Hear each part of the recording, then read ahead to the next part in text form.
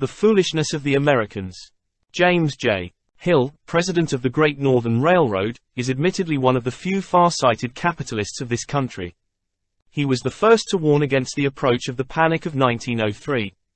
He also gave evidence of prevision in his early recognition of the immense possibilities of Oriental trade. Discussing the latter at Seattle on Sept. 30, he said, "The people who are banking on Oriental trade are bound to be disappointed. The United States cannot compete with foreign countries until we can manufacture products at a lower cost, which means cheaper labor."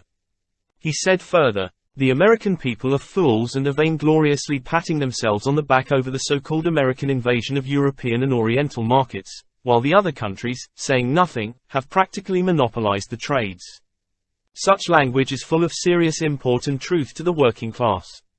The capitalist class has banked upon the expansion of both the Oriental and European trades to stimulate industry in this country. The changes that will arise from any failure on their part to capture foreign markets will lead to a crisis, on one hand, or a readjustment of conditions in this country to meet the foreign situation, on the other. With the factories of this country continually turning out more products than are consumed, the need of foreign markets grows, instead of diminishes. Yet, Hill's language makes it plain that, instead of growing, these outlets are being diminished by the successful competition of those very countries whom the capitalist class of this country are supposed to have competitively subdued, for once and for all time. The inevitable result of such a condition can only be overproduction and panic, with their widespread unemployment and working class suffering, both of which Rockefeller has predicted for the very near future. Or this calamity may be partly averted by a general reduction of wages, a greater introduction of labor displacing machinery, intensification of labor, and concentration of capital. It is low wages, and more machinery, intensification, and concentration, a la America, that enables the old world to wrest the palm of victory from the new. The Americanization of Europe will now have to give way to the Europeanization of America.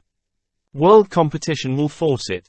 With the working class on the horns of this dilemma, of either panic or readjustment, the import and truth of Hill's words becomes evident. Verily, verily, the American people are fools. They suffer the pangs and outrages of capitalism, when, by removing the system of wage exploitation upon which it is based, and substituting therefore a system guaranteeing to them the full product of their toil, they could buy back all that they produce, and thus avert the need of foreign markets, with all that thereby hangs.